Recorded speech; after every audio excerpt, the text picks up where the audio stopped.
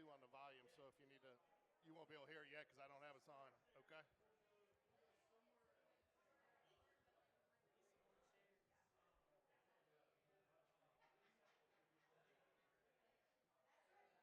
It just turned 6 o'clock. We're good. All right, here we go. We're going hot.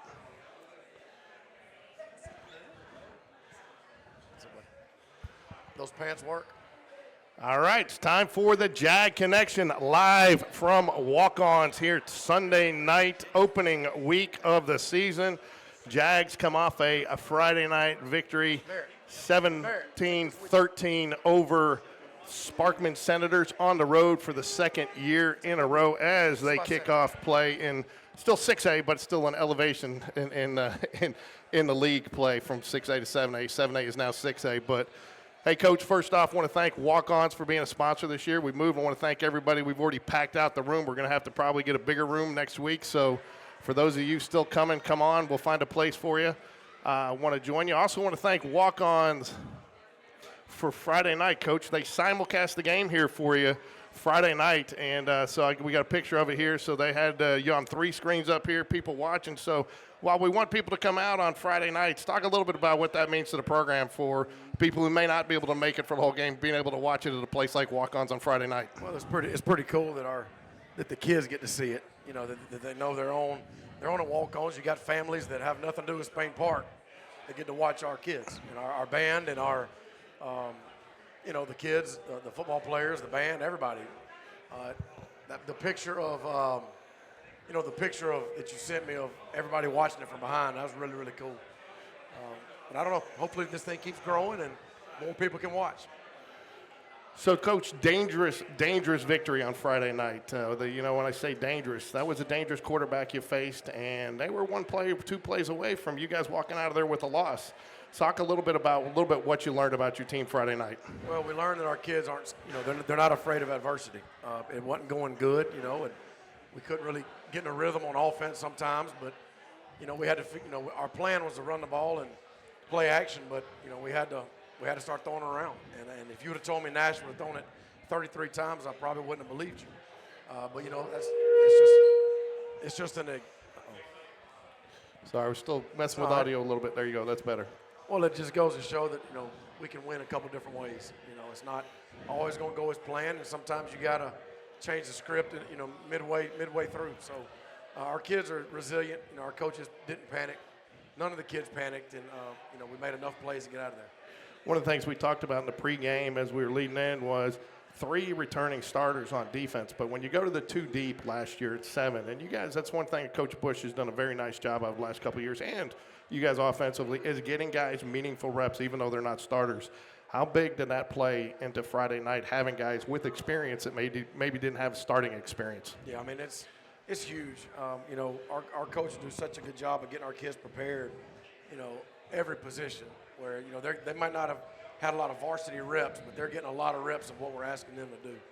And I think that's important. But, again, nobody panicked.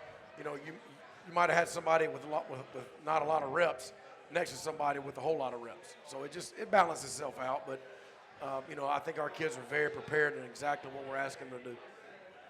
So what were some of the messages this weekend that you took away from the game that you told the team, some of the positives that they built to build on this week? Well, I think the biggest thing is, enjoy it. I mean, it's, I've been a part of 14 losses before. I've been a part of 11 straight losses before. Like, I've been on that side, and some of those losses were really close losses. So I mean, like, enjoy it. I told the kids today, like, when good things happen in life, you buy a car, you get married, like, enjoy good things. When you make good plays, enjoy. When bad things happen, you handle, and you move on. And, I told our kids, like, today, like, it just felt like we were just watching the game sometimes. We weren't enjoying it, and, enjoy every win. And I know it wasn't to our standard of what we thought it was going to be. But, wins are hard to come by. And anytime you get a win, enjoy it. And so that was our message today, just get our kids to, go have more fun Friday night. I didn't think there was any complacency from a player standpoint, but from a fan standpoint, you go up there last year, 48-21 victory. That wasn't the same Sparkman team you faced a year ago. They had a lot more talent, a lot more experience.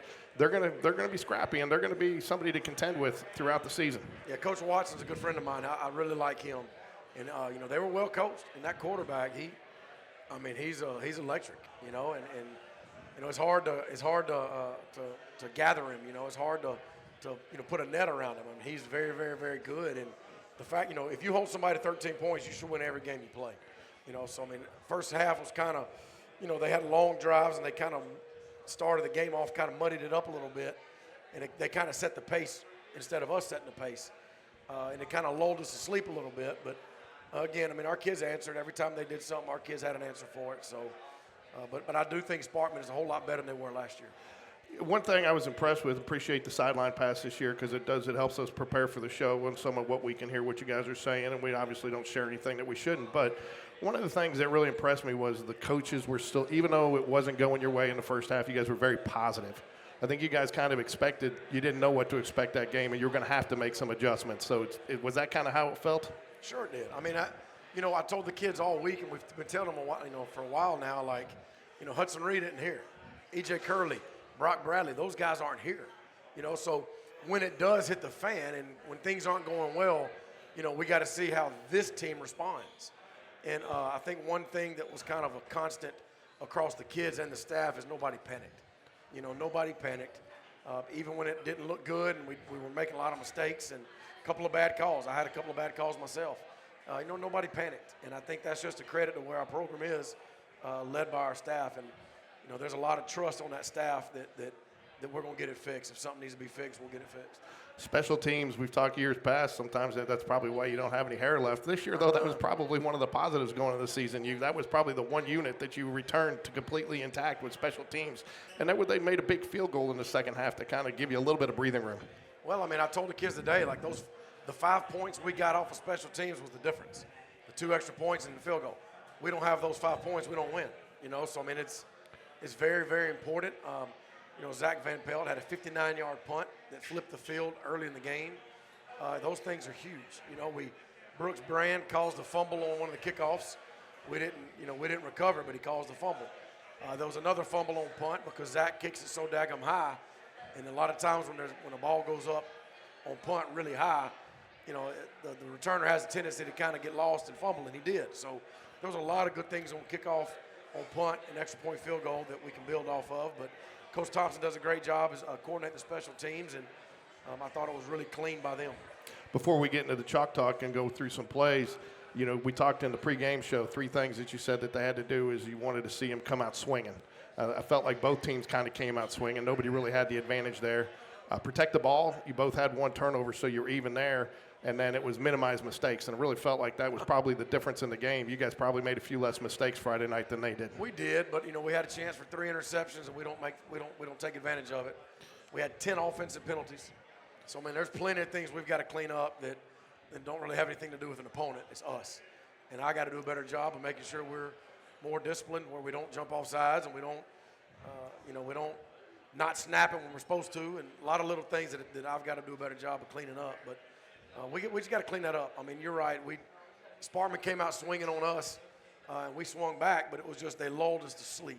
They converted a couple of third downs early. They had a 9-play and 2 10-play drives the first half. So they just kind of lulled us to sleep. But it wasn't a lack of effort. It was just they schemed it up pretty good. But Coach Bush and defense, they did a really good job of making adjustments. Key play of the game was, in my opinion, when they stopped you on 4th down there, because I heard Coach Bush, he said, man up, we got to get the ball back, And they very easily could have taken the air out of the game there, or the half, actually, not the game. But then you get the ball back with about 1:30 left, and you took the handcuffs off Nash, and you guys decided to go. What led to that confidence to go ahead and have that kind of drive with 1:30? Because a lot of coaches might have just been content going in down a couple of points and regrouping at halftime. Yeah, no, I mean, we had 2 timeouts. We got a minute and a half. We're going to put our foot on the gas and go score. Because I tell the kids the last 5 minutes of the first half and the first 5 minutes of the second half in close games are very big transition moments. And the last few minutes of the first half, we're driving all the way down the field. We stall out on 4th down, but then our defense gets the ball right back, and we go down the field and score. So the last 5 minutes of the first half kind of gave us momentum back going into halftime. But we told Nash, we told the receivers, let's go, 2-minute drill. We work on it all the time, and they're very confident in what they're doing, and they did a really good job. So it's time for the One Life Fitness Tale of the Tape. The stats from the first game. Nash Davis, nice day, 254 yards passing. That is another Davis, not Nash Davis running for 53 yards on the ground, but you got Davis and Davis in the backfield. And, of course, Barrett Price, nice day, 134 yards reception. If you look at it, this was the tale of two teams, though. You guys did it through the air. Sparkman did it on the ground. But you guys ended up, surprisingly, with as much as you passed, you ended up with 12 more plays in the game than they did. We did, and like Nash knows, we left a few plays on the field that he could have very well been 4 touchdowns, over 300-yard night. Just a couple of things here and there, but I thought Barrett made some really big plays and some third down moments, and Benton Tate came in when they made Nash come off the field because he didn't have a mouthpiece in. Benton Tate comes in on the 3rd and long and completes a pass, moves the chains. So there's a lot of really good things. I think the biggest thing is 7 different guys caught a pass. It wasn't just 1 or 2 guys. 7 guys caught it out of the backfield, down the field, out in the flats, different guys, and that's going to really help us develop as the season goes on. Yeah, you kind of stole a little bit of thunder there from me. I was going to talk about, it started off a little slow. Barrett Price then had a couple of catches across the middle, and then it just seemed like he had every option available to him. We're actually going to see it. There's a couple of places. You had 5 guys wide open downfield, and Nash had all sorts of choices to go to. How did that – was it kind of like Novocaine, just took a little time to develop? Well, I don't know about that. I just – I feel – I'm confident in what we do. But it all has to be set up by the run game, and the run game wasn't really working early on, so we said, let's throw it on first down more, So we got all the confidence in the world in Nash and the receivers, and we started throwing the ball around, And I think good teams figure out ways to win when plan A might not work, and that was a good thing to see. When you do struggle running the ball a little bit, the holes weren't opening, but you didn't have problems pass blocking. Nash had a lot of time. I think he only got sacked 1 time. How does that happen? Because were they just a little tougher to move, or were you just a little bit better at pass blocking Friday night? I don't know. I think when you run the ball, when you try to run the ball, the D-line's trying to defend the run. And, a lot of times it has to convert to pass rush. So you don't, it's not 3rd and long where they know it's a pass. When you're doing it on 1st and 2nd down, when it could be one or the other, you got D-line trying to play the run and then convert it to a pass rush. So I think that helped Nash a lot. But, Coach Moe and Coach Clark did a really good job with our O-line, and they really kept a lot of defenders off of Nash. So it's time for Chalk Talk. We're going to go through a few plays. Chalk Talk brought to you by Walk-Ons and Pop Vakakes. I had his name on here, but I wasn't sure if he was coming tonight. But he's here. I know he's here, but I did. I tell you what, I enjoyed talking to your brother Friday night on the sidelines. I'm sorry. He said, you know what? I actually asked him if he was. The funny part was I asked him if Pop was texting in some. You should have run this play. You should have run that play. He said no, he can't get the TV to work, so he was actually texting in for remote control help. So that don't surprise me. So, anyways, we're glad to have Pop back out as usual. But let's get into some highlights here, Coach. First play here, one of the first pass plays. But again, it shows some confidence that you had in Nash to be able to get him to go ahead and throw it in from minus side of the field for you, really inside the 10-yard line. So, talk a little bit about the confidence that you guys had him right out of the gate. Well, there's a lot of confidence in Nash, and what we do in our receivers. There's a lot of confidence. One thing we got to work on a better job of is getting yards after the catch. We've got to do a better job of throwing the ball to where our guys can catch it and still run. But that was a big play, and he threw it to where only we could catch it. And a pretty good catch. I think that's Landry making that first catch. Yeah, and I thought one of the things I wanted to highlight here is I thought this was nice. They kind of knew where the play was going. I thought your offensive line did a real nice job of opening up the passing lane for Nash there. And if you see, he's got a wide open passing lane. Landry does a nice job. Ball just, again, as Nash was getting his rhythm, you see him start hitting that in stride a little bit later in the game. But nice passing lane there. Talk a little bit about how your offensive line opened that up. O-line did a real good job. A lot of the run game deficiencies it wasn't on the line. It was a lot of our running backs, the angles, a lot of the meshes, a lot of stuff like that we got to fix. But the O-line had a really, really, really good night. Another pass here again. And I thought this was key early in the game, and you always hear, but Barrett, I think Barrett almost prefers going over the middle and taking that and making that guy miss. It's like almost a challenge for him, but he does a nice job really running this route and getting up and open up underneath, and he's got wide open. Now, if this pass is on time, he probably does get some yards after the catch. If you see, the ball's already on the way, so that was really good anticipation by Nash of knowing the concept of the play when the ball is supposed to be caught. Another one here again. I'm not sure. I can't remember who this one is. I think you got Barrett Barrett Price again slot. going across. He's going across right across the middle. And again, I really felt like that opened up some stuff for you when you guys were having some difficulty getting some yards, those over the middle routes. Well, we were having difficulty getting the running yards because they had a lot of guys in the box. You know, that played a part into it too. So when people load the box, you got to be able to throw it. You know, and our guys did. Does a nice job going up for it right there inside. Gets it into about the 6-7 yard line, and that's going to set up a touchdown here. Again, a couple of guys going across the middle, and again here we'll see here once we get the. And I think that was that was a new player for you. Sawyer Scott. Sawyer Scott, man. I'll tell you what. I think Sawyer Scott. I watched him pitch this year. I think he's grown 2 feet since spring. He's gonna be a big kid, big old junior. But if you look here too, man, one of the nice things. Look at that. You got 2 guys wide open. He's got his. I mean, Nash has got his pick of who he wants to throw it to there. So. Well, that again, you know, when they're committing so much to stopping the run game, I mean, you can't stop both. I mean, you've got to be able to sell out, and our guys did some really good stuff behind them. It's always nice when a quarterback has options like that and time to pick one of his options. Yeah, I'm just glad he threw it, didn't try to run it in. I would have killed him. So, again, this is what I put one of their plays in there. This is really what threw you fits pretty much the whole first half. I mean, that guy, he's back there, he drops back to pass. And again, yeah, I mean, he turns something into nothing, and nothing into something. He's a very fast kid. I mean, he's a track star, and he's a senior. Thank God we don't have to see him again next year, but he's very, very, very fast. So this, again, normally you don't show a highlight from another team as your turning point of the game, but I really did think this was a turning point in the game. You go for it on 4th down here. They get the stop, okay? And I really felt like that's where the game turned in your favor. The defense kind of bucked up a little bit. You made some adjustments. You got the stop. And you go back and you score, but you don't. It felt like that play. And as a coach, are you sitting there thinking, if we don't get it, I'm challenging my defense to get the stop? No, it was go get the first down. I mean, we're trying to score right before half. There was a couple minutes left. Like we're trying to score, and it was 4th and about almost 2 yards, and we thought about sneaking, but it was a little bit too far for a sneak, and we didn't come off the ball. That was another communication deal where we didn't come off the ball together, and there was a gap. These guys might have come off at the same time. Somebody didn't. Somebody got through. So things like that we got to clean up if we're going to go for it again on 4th down, in another game coming up. So, but no, the mindset was go score. I get that, but I also felt like, though, your defense, that built some confidence in your defense, that you guys had the confidence if you didn't get it, that you guys relied on your defense, that you knew that they could get the stop. Sure. I mean, you're in a spot on the field where you can't really kick a field goal. You're not going to punt. So we just said, let's go. So it was a no-brainer. We went for it, didn't get it, but our kids responded. So we got Nash Davis back here again. He get the ball back after the stop, and he goes deep for Barrett Price. A couple near misses early, but then you connect on this one. Yeah, they missed each other early on, but really good concentration catch by Barrett. That's not an easy catch. And he got face mask. They didn't call it. But, no, they didn't. You're right. That was a really, really, really tough catch that he made look easy. Well, I mean, I probably shouldn't say this on air, but I didn't think Sparkman qualified for any penalties in that game. Yeah, it seemed like they didn't, but no, a lot of ours are well-deserved. I can't get mad at them, but really good route, really good throw, and really good catch. Again, you do a nice job here. Can you draw up a pocket on paper any better than this? The O-line, they've gotten much better.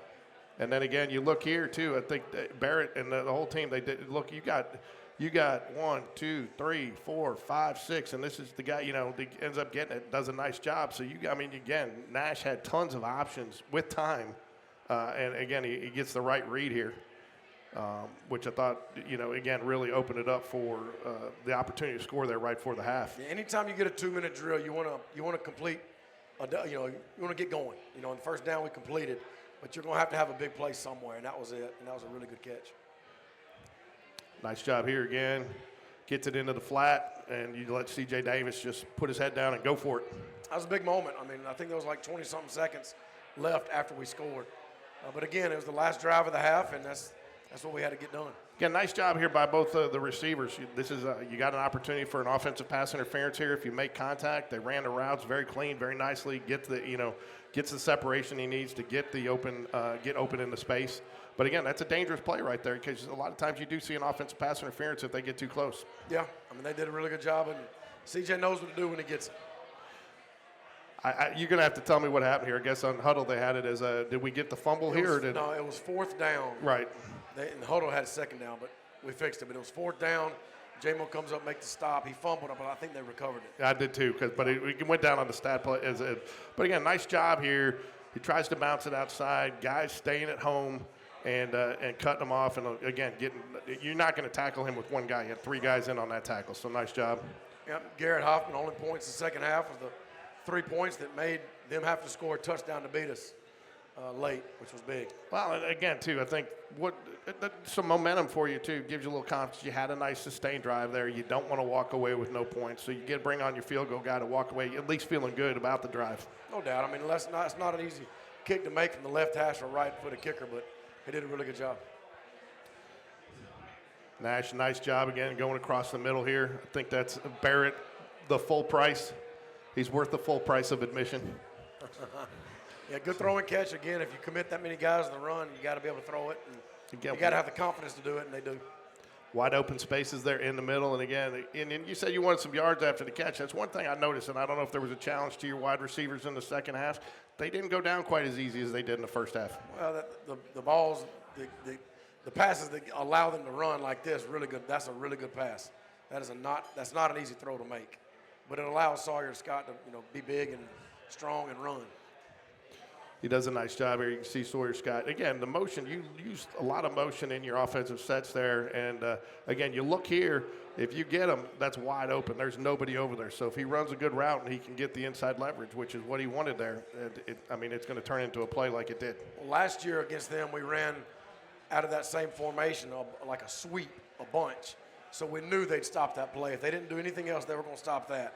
And they did, which allowed us to go the other way this year, more than we did last year. Get another nice play here to a first down. Get back there. He tries it. Again, this is one of those plays. He doesn't make that tackle. It's wide open on the other side. That's the game-changing play right there because that's when he can break for a touchdown, and then they get that touchdown they need. Well, James Jones did a good job on the backside, and, you might be fast, but James Jones can roll too. So that was a big, big, big momentum play. But it started by Aiden Henderson setting the edge as the 10th grade end, setting the edge to make him go back. Well, the thing that impressed me here, too, is you've got all your guys here. Nobody's getting in too deep. They're not bunching up. Everybody's keeping their line. So in case he does cut back, you had him at multiple levels there. They did. They did a really good job pursuit. I know they do a pursuit drill every day. But if he gets away from there, it's pay dirt. It's a big play. It's a big play. So, that was a huge tackle, and one it probably doesn't look as big on the stat sheet as it was. And then, of course, here you got victory formation, which is every coach's favorite play at the end of the game there. And the Jags walk away with a 17-13 victory at Sparkman for the second year in a row. And, a good way to start the season. But you learned a lot from your team, but I also think you learned that you got a lot to work on. You can't commit 10 penalties on offense and expect to have a good day on offense. You can't do that. And so I've got to do a better job of getting them ready, and we got to clean up. But, I told the kids we wanted to see what this group's going to do with adversity. We knew what Jackson Bell was going to do 2 years ago. We knew how Brock would handle it. How is this new group of guys, how are they going to handle it? And they passed. Nobody panicked. So that was really good to see these guys go on the road to a much improved Sparkman team and figure out a way to win when you don't play great. So I'm really proud of the effort. All right, Coach, we're going to bring up a couple players right now. We got a word from one of our sponsors while we make the transition. So, Coach, we'll bring you back up in about 20 minutes, and let's get some players up.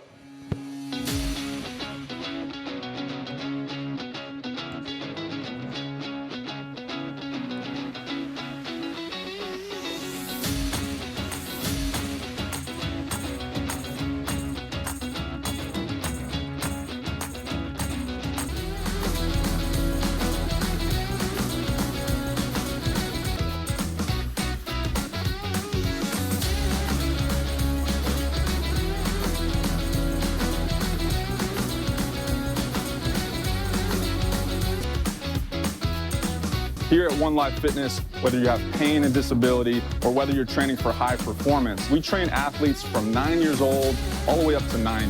The other main part of our job is to get out in our communities and support local sports teams, athletes, high schools. So come on out and try explosive performance today. And you can relax in our recovery studio with hydro massage, red light therapy, stretching, hypervolt percussion, and Normatec compression therapy.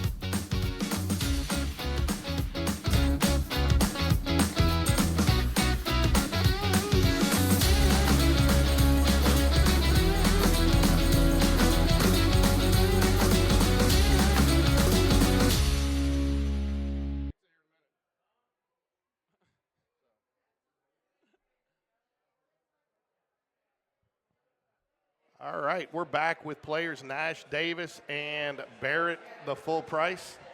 But the full price because he's worth the full price of admission. There you guys go. So your brother ended up qualifying for the price right. First off, I'm a little disappointed, man, because I had a whole bit. Well, first off, so you had the baseball hair still going Friday night, and then you went and got the dye job. Nash, you still look like you got a little baseball hair left, huh? Yeah, mine didn't end up as good as others, so had to get it back. I was trying to fit in with you guys, so I brought my baseball hair. I brought my baseball hair tonight, but Barrett, you kind of ruined it for me. But the other thing I got for you, Barrett, before we get started is, one of the things in baseball that we complimented you on week in and week out was your style. I mean, you went out there. I mean, you were dressed, you were pressed. I mean, you had those super Columbia blue cleats. And then I'm on the bus Friday night, and we're leaving Cracker Barrel, and the rumor is you forgot your shoes. Yeah, unfortunately, that happens. So you forgot your shoes. So how did you end up playing with no shoes? Nah, I got them. Shout out Sawyer Scott's dad, Mr. Keith. He brought them. He brought up your shoes for you. So, so now the big question for Coach V is, since you had such a good game, do you be superstitious and do you forget your shoes every week now? No. Causes too much stress before the game. Causes too much stress before the game. Well, I think the prices need to get like little chains to carry things. And not only do you forget your shoes, your brother then is scrambling around looking for his cell phone before the game because he left it at Cracker Barrel. So anyways, hey Nash, talk a little bit about your story, and I'm sure a lot of people have heard. Obviously I've been around you for a long time. I'm covering you back March 10th, probably a day you want to forget. You're pitching great, and then you got to come off the mound with a little elbow pain. Turns out you have to have procedure done, which Dr. Garrett did a phenomenal job. He did my elbow, so not quite to the extent of yours. But talk about your progress, because, I mean, first off, I don't think people notice, and I'm going to tell them, you had the surgery over spring break, and then you left the surgery center and came straight out to the baseball game to watch it. You didn't even go home to recover. You came out to watch your team play baseball. So, yeah. I mean, to me, that's a consummate team player. But it looked like you were determined from that moment that you were going to be back from game one. So talk about your progress throughout the offseason. Yeah, I mean, obviously it was a devastating injury, not being able to play the rest of the baseball season. But being able to be with them and having the run that we had was a fun time. So, but, Dr. Garrett did a great job, and being with Sarah and Nate and Tabitha and all our trainers that we have, they've done a great job and got me back even before the expected date. So earlier we were thinking about, limited reps, game one, maybe not even playing. So being able to be out there the whole game and just be able to throw it with full confidence was amazing. So, one of the things I don't think people know about you, and I didn't even really realize it until this year, you've got such a low-key personality. You don't show a lot of emotion, but you're a little bit like my daughter, George. She's the same way, but you've got a competitive streak that's probably second to none that most people don't see. So talk a little bit about, because you were so competitive deep down inside. Yeah, well, if you ask my dad when I was younger, the emotions, when they showed, they weren't really good. So I kind of had to find a way to channel that, and now I just kind of keep to myself, like low-key. But, mentally I'm always competitive and wanting to win no matter what I do. So Barrett, I was talking about you earlier, but you did. You seem well. First off, you probably haven't watched the pregame, because my question about you was, obviously you were a very good possession receiver last year. You're obviously being called on to be like a 1 or 2 guy this year, and I said, that was one of the questions that we had to answer. And by halftime, I thought it was asked and answered. You definitely have shown you can be that number 1 guy. But a lot of those number 1 guys, they like to run the sideline. You like going across the middle, it seems like, a lot more. You like that challenge of trying to make those guys miss? Yes, sir. I mean, obviously it's a tough task, but I like being able to go over the middle, catch the ball, and I'll do whatever Coach V asks me to do. So catch the ball, run across the middle, score. We'll try to find that next week, though. The connection me and Nash, we'll probably hit that. So you guys look like you guys have a pretty good rhythm on the field. Are you guys good friends off the field? Best friends. All right. I kind of had a feeling. So, and then, and so were you there working with him in the off season as he was trying to work his way back? Talk a little bit about that. Yes, sir. Every day after summer practice, we would spot up catch, and we would run routes after each day and growing that connection. So it's been awesome to see his development and getting back. So it's been pretty awesome to have him back early. What was your takeaway from Friday night? What do you think you guys did well? What do you guys think the Jags need to work on? I thought we did great. We didn't panic. That was a really good job we did. But also we need to be better running the ball and probably put more points up. Nash, were there some nerves getting in there? First time as a start? You know, I know you've had a lot of reps. You played a lot of JV. You actually played some varsity reps. But just coming back, not quite knowing what to expect from, you know, that's the first time you've probably really been hit. Were there some nerves going into that game? Probably a little butterflies before, but once that first snap happened, I mean, they were all out the window. So. I tell you, I know Dr. Garrett was there. You mentioned him earlier because he's a team doctor and does a phenomenal job with Spain Park. And I was kind of watching him, talking to him. You guys never talked during the game, so I guess you're 100% clear. There was no pain, no nothing. Yeah, he was over there. Him and Sarah were counting how many throws I had, and then I think once we got to halftime, I think Sarah came up to me and was like, "Yeah, there's no limit this game. You're finishing this game." So I got to talk to him before the game and just told him I felt good, and you know he was out there supporting me, so it was good to have him there. I asked you on Friday night, I butchered a little bit, but I asked you Friday night, you know, you get Sammy Camargo. Did I say his last name right? Camargo. Yes, sir, Camargo. Yeah, Sammy Camargo. He moves over from guard to center, but you got a veteran guy there kind of helping you through it. How much did that give you? I mean, how did that help you through Friday night's game? I think it helped a lot. I mean, when everything was ugly, like we weren't communicating and everything like that, I think all the O-line and whole offense was looking at him. And as the senior and a leader of our team, I think he kept his demeanor, and it kind of helped steady out the whole offense, and we knew that if Sammy was calm, that we could all be calm and no one panicked. So walk me through. You go for it on 4th and 1 there. You get stopped, okay? And I know you guys are over there watching the video. They pretty much go 3 and out, so you guys are back on the field pretty quick. What was the message from the coaches to you guys before you went out there for that 2-minute drill? We knew we were getting the ball back, and I think we all knew we had to go score. And I think once we got the ball, we still had full confidence on ourselves. No matter how the drive before ended, we kind of just washed it away, go back out there, and trust in everything that we do and all the work that we put in. So Barrett, we saw the play. There was 5 guys open on that, but did you know it was coming to you? Were you the first option on that play? Yes, sir. Usually that big post, if that safety rolls over with the B-line, the big post is going to get the ball, and the other safety rolled over to the B-line. And I think we all knew Nash was going to try and throw that again. So it was a great throw by him, and it was a great job of me catching it. So. Yeah. Did you realize you got face masked, or did you not know it until after the game? Because I mean, I didn't even see it until Coach V brought it up. No, sir. I just caught the ball and had a little celebration, and then handed it back to the ref because we had to go because it's 2 minutes. Yeah, and I'll tell you one thing. Tell me, you guys seem very. It seems like this year, not that it hasn't been that way years past, but this is a very tight knit group. And you guys seem like you're out there. It's business as usual. Even though there's a lot of new guys out there, you guys almost feel like it's a veteran squad out there. Do you guys feel the same way? Yes, sir. I mean, I think everyone's locked in when we're out there. We all have one goal, playing together and playing to the best of our abilities. So I think when everybody's locked in and we're at our best, we think no one can stop us. So. Barrett, so what do the Jags need to do this week? What's some focuses the wide receivers need to do to get better this week? Receivers, catch the ball. We need a lot more yak this week because those guys over at Bessemer City, they're really fast and they're really athletic. So we need to catch the ball and just get vertical and make some guys miss and score the ball. And obviously as a team, we need to come out, have a great practice week, and we just need to come out and execute. And if we play to our game, we can probably pull out that win. Nash, what are you looking for? I mean, obviously, what does the Jags have to do to run the ball a little bit better this week? I think we just got to keep doing what we're doing, pay more attention in practice, be more detailed the whole week. And then I think we just got to trust everything that we do once we go out there on Friday night. One of the things we mentioned about your offensive line, they gave you some really nice passing lanes. Did you realize that as the game was developing, and how much time you actually had to pass the ball? Did it feel like you had a month back there? Yeah, I definitely felt like there wasn't really any pressure the whole game. I mean, they did a great job allowing me to give me time to throw the ball, and all of our receivers got to their spots, which opened up different throwing lanes and passes and stuff like that. So just overall great job by them and our whole offense. So, Ed, one of the questions that everybody wants to know at home is who's faster, Barrett or Ty?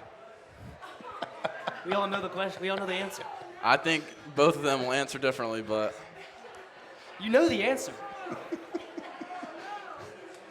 You can make Ty mad. He's not here. Barrett's got him for now. Now. Barrett's got him for now. Talk a little bit about that, though.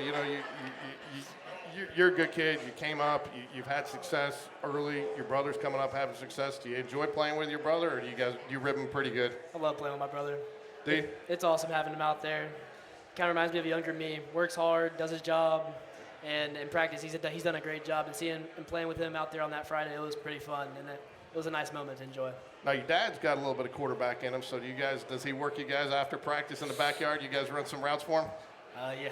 Back in the day. Back in the day, but Try to put in a Z pass, and you scratched it out on Wednesday. I can throw it. My hands were just sweaty. So Nash, what's one of your favorite moments so far playing? I mean, I know you haven't had a lot of time, but I know you spent a lot of time with Brock Bradley. You came up. So what's a memorable football moment for you that you've had so far? I mean, obviously learning from Brock and being with him for the past 3 years or however long it was great, and kind of picking up everything that he did and learning how to, lead the team, because I feel like he was really good at that and everyone looked at him. But favorite moment, I mean, it's hard to pick one, but last night was hard to beat, finally, or Friday night, being able to get out there and have that first start. But that's good. That's the right answer. Yeah. So that's the right answer. You both are starting to see get some recognition for your success. Barrett, you've had some more just because you've been playing a bit longer on the field. I get a lot of offers. I don't want to get any specifics or anything like that. But is it getting overwhelming a little bit to get going through the recruiting process, or are you guys both enjoying it? A little bit. I mean, I've really enjoyed it. It started the summer, seeing all these colleges and building a connection with these coaches. It's been pretty awesome. But sometimes it does get a little overwhelming just thinking about all of it. But I've really enjoyed the experience so far. And then Nash, I know you're getting it from two sides. You're getting some interest from both baseball and football. So how's recruiting eating up for you a little bit? I mean, it's going now with baseball being able to pick up, but not being able to play baseball over the summer in the school ball, I know I still have to go out and prove myself whenever I do go out and play. So kind of try not to think about it too much and know that I still have to go out every Friday night and prove myself, and same thing in baseball season. Talk a little bit, Coach V mentioned it, and it's rare, I think, when you have so many new players, especially in the receiving corps. Obviously, Barrett's probably the key one back, and some other guys who had received moved to different positions. But you had 7 different guys throughout the game. So was that kind of a function of the game plan, or is it just kind of you took what they gave you? A little bit of both. I mean, I have faith in every receiver we put out there, so I trust the guys around me and know that they're going to do their job, and when they execute like they did on Friday, it makes it a lot easier for me. So I just trust my reads, no matter who gets the ball, just trusting what we do and all the work we put in through practices. Can you kind of see the defense soften a little bit, get a little bit more confused when you have that many opportunities and have that many options and you're able to distribute it to so many different places? Yes, sir, for sure. I mean, once we got Barrett rolling on Friday, I think they kind of started to pick up on him, and obviously they didn't fully shut him down, but I think that opened up windows for everybody else. Yeah, Barrett, you kind of mentioned that. That was kind of my next question. You kind of did step up and kind of got things going, got a rhythm going. But with some of those over-the-middle catches, is that something you kind of recognize, hey, we got to get something rolling here and you decided to kind of maybe take a little extra step, a little extra weight on your shoulders? Yes, sir. We had to find that spark. We had to get something going. 7 points almost into the second quarter, that's not very good. So we just had to find the spark, and I told myself I have to do this, and I have to get us started and put some points on the board. So, Nash, I don't want to bring up the one play, but you know what play I'm talking about. I know you wish you had it back. I wanted to tell you to stop throwing it because I saw you doing it, but what'd you learn from that play? Not floated up to the defense. I think after that I was trying to, just not think too much about it. I mean, I knew it was a terrible decision, and we go out for the next drive, and we're in the huddle, and I look over at Coach V, and he was just like, that was bad. I was like, yeah, it was. So, but, I mean, obviously bad decision, they happened. So just forget about it and move on to the next play. Now, you get to do the same thing to Coach V if he makes a bad play call. When you come back and you go, that was bad, right? Yeah, that might end up in a punishment for me, but. So I always ask everybody this. I've asked Barrett, so I'm going to ask you, what is the one thing that drives Coach V the most nuts, practice field or during the game? I wouldn't put my palms up. That'll get him going. To a man, that's what everybody says. So that usually tells me how connected you are with Coach V when everybody says palms up. So, all right, Barrett, you got anything you want to say to anybody else out there before we wrap it up? Go Jags. Go Jags. Nash, anything from you? Go Jags. And Nash, it's seriously on a personal note, it's great to see you back. And I mean, I know I saw the disappointment in your face when you came off the field, and I saw you after surgery, and I saw how hard you worked, and we're all very proud of you of what you did, not only for yourself, your family, but for this football team. So go Jags. Go Jags. Sure. Thank you for having us. Thank you. Thanks.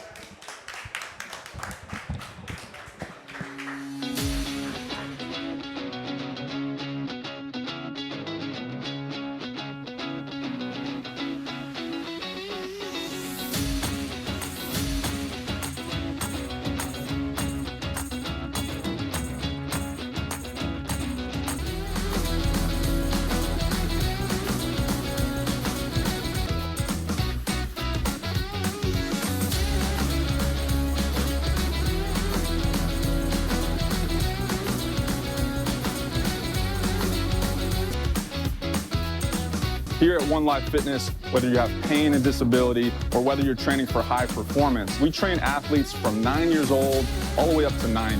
The other main part of our job is to get out in our communities and support local sports teams, athletes, high schools. So come on out and try explosive performance today. And you can relax in our recovery studio with hydro massage, red light therapy, stretching, hypervolt percussion, and Normatec compression therapy.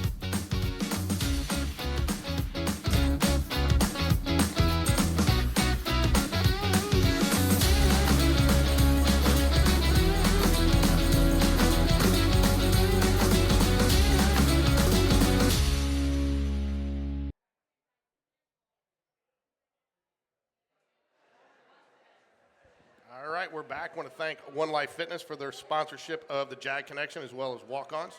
So, Coach, I know we talked a lot about Nash, and it's a remarkable story, but what does it do for a team when they see a guy like that working that hard to get back? I mean, it almost makes you feel bad if you're another kid trying to take off when you see somebody working that hard to get back. Did his situation give the team a lift throughout the summer and the spring? Yeah, I mean, I think so. I think everybody just hurt for him that he didn't get to play baseball, and they hurt for him that he didn't get to go through spring. And, think about these two guys we have tonight. Like, for example, Nash.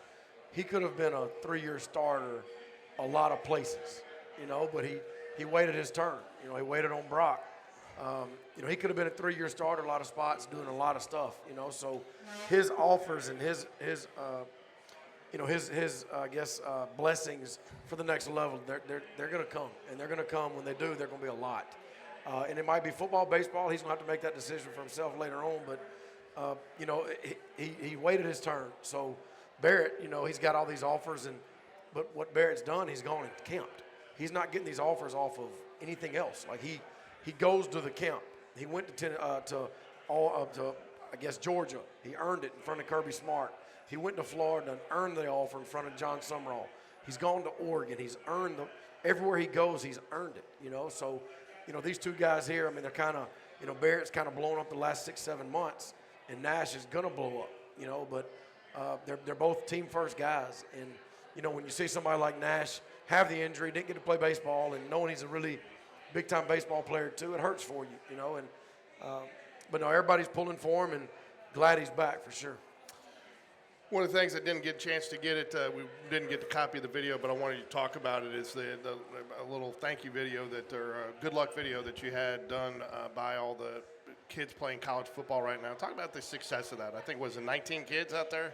19 kids playing some type of collegiate program. And it's really from your era, not from going back. I mean, I think the earliest kid I saw in there was 22. Jack Kendrick, the very first year we Caldwell Bussey. We've got 19 kids playing college ball the last 4 years, and it's really cool. It's really fun, and I had them on a text thread. I said, all right, guys, I need a favor.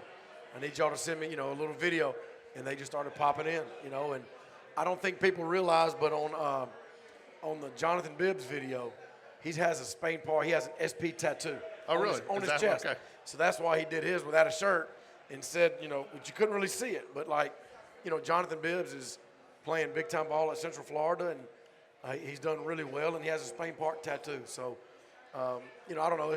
We take a lot of pride in getting our kids anywhere from Central Florida to Clemson to Sanford to UAB, just all over the place. And, Rhodes, Jackson Bryant went to Rhodes this year. So we've got kids all over the place, and that's what we're supposed to do. We're supposed to make sure these kids have an opportunity to go off and play college ball if the good Lord allows it. One of the things I want to talk about is not only did you see a lot of new faces on the field from a player perspective, but you got a few new coaches this year. So why don't you touch on a few of the new guys to the staff? Well, the main new one we have is Adrian Abrams, D-line coach. Adrian Abrams was the head coach at Minor, and I've gotten to know him really well over the last 10, 15 years or so, and we're really good friends. And we played again. I coached against him when I was at JO, and he was at Minor. So I got in touch with him back in November of last year, October, and it just turned out that he was looking to make a change, and we kind of got together, and we made it happen. But after that, he probably got called by 5 or 6 schools that knew he was out there looking, it wasn't even a situation where I went to try to hire Adrian. I was checking on him, And as we had a conversation, we talked, I kind of realized he's ready for a change. So by the time everybody else heard he was he wanted to change, it was too late. He'd already committed to wanting to come with us. And Coach Abrams could have his own defensive line room in the SEC. He's that good. And we're blessed to have him, and him and Coach D-Rob give us really good defensive line coaches for our kids. Got to tell you, that was one of the things I was actually impressed. I got an opportunity to watch him coach a little bit from the sideline on Friday, and he's not only is he enthusiastic, but he's also very constructive, and he was going over technique with a lot of guys and making some recommendations how they could get through. And I think, talk to us a little bit more, and before we go into preview the Bessemer City game, the adjustments that you guys made, because there were a lot of adjustments in that game. If you don't make the adjustments, you probably don't walk out of there with the win. Yeah, at some point on the sidelines, I walked up to Barrett and Nash. I said, fellas, we're about to throw this thing around. And if you would have told me we threw the ball 33 times Friday night, I wouldn't have believed you. But we did. Obviously Nash is just not getting back, but he feels good. And I said, we're about to throw it around, and they really did a good job. Defensively, I know Coach Bush, that first half, he had to make a bunch of adjustments. That defensive staff between him, Coach Kimball, Coach Abrams, D-Rob, like all those guys over there, they do a really good job of adjusting. And Coach Bush had to make a bunch of adjustments the first half. Second half, the defense pitched a shutout. And so, when you got guys like that on staff and I just told the defensive coach at halftime, y'all don't panic. Y'all are fine. Make adjustments, and let's go. We're fine. So I've been saying it, I think we have the best staff in the state of Alabama. And I don't care what school, I don't care. I think what our coaches put in, what they get out, and the love they have for our kids and knowledge of the game, everything. They check every box. And I wouldn't trade those guys for the world. Talk about your linebackers a little bit too. It's very, it's tough when you replace a player, but when you replace an entire unit like that, now there's a lot of talent in that unit that you replaced with Brennan Charles, Jonathan Roberto, and remind me who the other one was? Israel Anders. He didn't play, but we got Brennan Charles, got Cam Lewis. Yeah. But, there's a trust factor in that position. You kind of play off a feel with each other. So did it take them a half to kind of get acclimated to each other in a game situation? Yeah, I think there was a lot going on. I think, that we weren't – I think Coach Bush he totally changed how they identified the offense. And I think once he made that change, made that distinction, that adjustment, I think it really helped our kids. So, look, those guys – those linebackers, they like to run and hit, but they got to be in the right spot and run the right way. And I think Coach Bush did a really good job of changing it and making tweaks along the way and put him in positions. And like I said, they shut them out the second half, and if we don't do that, we don't win. First and most important thing, obviously, is coming out of Friday night with a win. Well, you did that. Second thing that's equally as important, probably 1A and 1B, is coming out healthy. Felt like you did that too. Any injuries of note that we need to be concerned about as we head into week 2? No, and knock on wood, I think our kids did a really good job of not cramping. We take care of the kids. We make sure they get hydrated. We run a lot, but we focus on them. We force them to make sure they take care of their bodies, make sure they drink water. And our trainers do a really good job. So we didn't really have a lot of kids going down to cramps, which I can attest to our strength conditioning, the way our kids train, but the way they take care of their bodies individually too. You must have been listening to our pregame or our pre-week meeting up for the pregame show next week, because that's one of the topics that we're going to talk about. And I did mention it Friday night that being down the field, the heat was going to be a factor in that game. And they did. They had guys right before the play falling down and getting timeout, and I didn't see one cramp. And again, I think that is, you mentioned, it's a testament to the strength and conditioning program. I think it's a testament to you. I don't think a lot of people know this. When I come up, we do the pregame show. We film the pregame show during the week. You're usually working out with the ninth graders. You're in that weight room with the ninth graders, the 10th graders. You're in that weight room with everybody, making sure they're conditioning properly. Yeah, that's one thing I'll never get out of.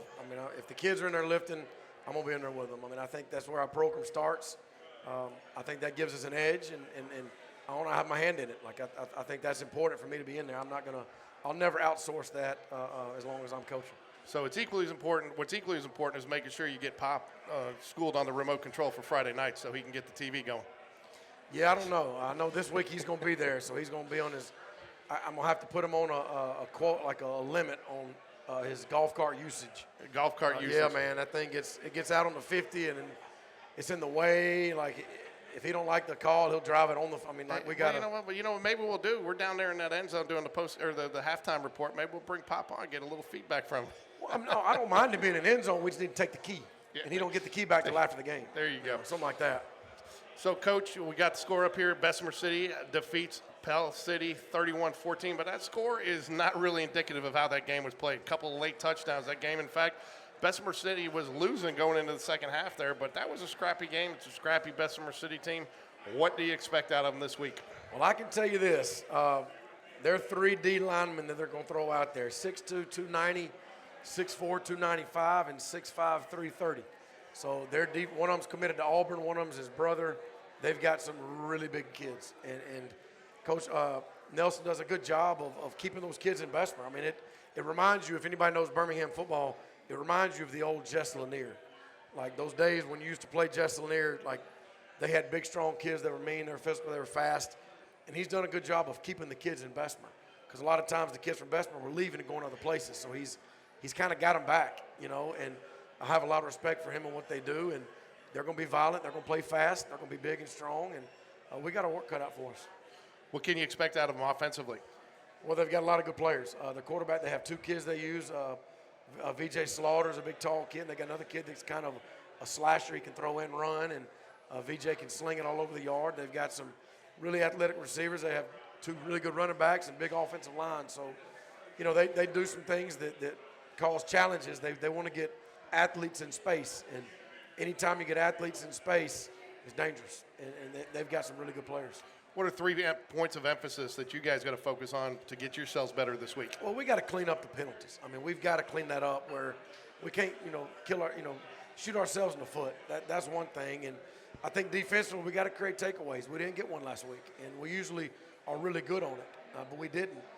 And I think 3, just keep swinging. It's going to be a 4th quarter. It's going to be a heavyweight battle. They're going to be swinging, and we just got to make sure we're swinging just as hard on play 85 than we did play 1. And I think if we do that, we got a chance. But, we're going to have to make plays because they're very talented. I think one thing, we've talked about this, 6A, 7A, they're both very competitive, but I think one of the things that you already see is a lot more parity. And we're 6A now. I know it's the new 7A with 6A.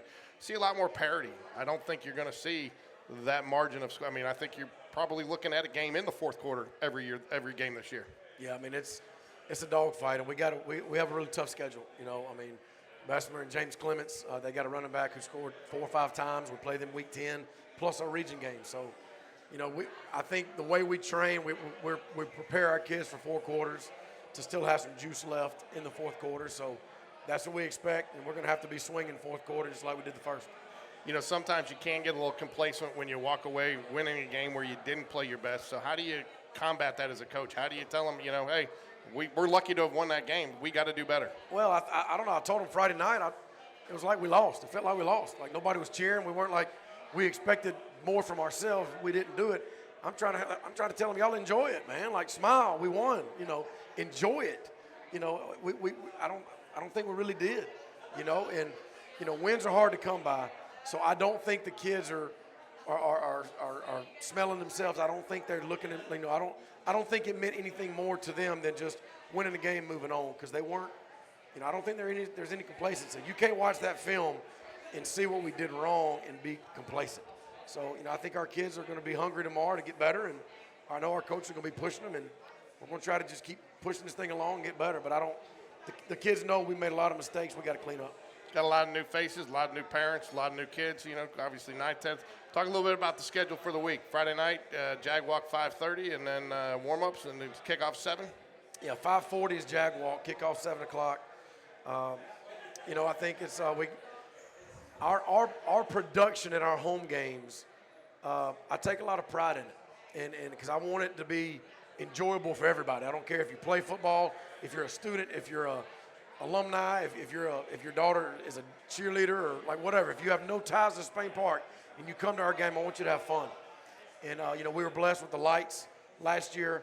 It's a production, and it's funny because the last month or 2 we've had to kind of make sure our production team is locked in with us, because there's a lot of schools out there trying to pull them to come do their home games because they kind of see what we do. And I don't know, I just want it to be fun. I want it to be a fun atmosphere for the kids, for our families, and you come to Spain Park football game, and you hopefully see a good product on the field, but you're a part of a really good environment. So I expect our kids to play hard and have a lot of fun doing it. how much when you travel that far to Sparkman, you don't have the home field advantage. So, I mean, this is going to be a special week, too, to kind of get the students. It's the first time a lot of students are really going to get an opportunity to see their Jaguars on the field. It is, and it's senior night. We're doing senior night first. Okay. So we have 21 seniors that have been with us a while. The senior class was, when they were ninth graders, was close to 45. And it's down to 21. So we've had some attrition over the years. So kids have just stuck to baseball, which is fine. I mean, that's part of it because the baseball team is really, really good. So there's some kids that we lost out of ninth going to 10th. So it's a smaller group of seniors, but these guys have been the reason we've won. And they know what the standard is, so it's going to be a night to honor them and their parents that have allowed us to coach them for 4 years, and that means a lot to us. All right, Coach. So we will be back here next Sunday at Walk-Ons. We had a couple audio issues tonight, guys. Anytime you go someplace new, you got a few challenges.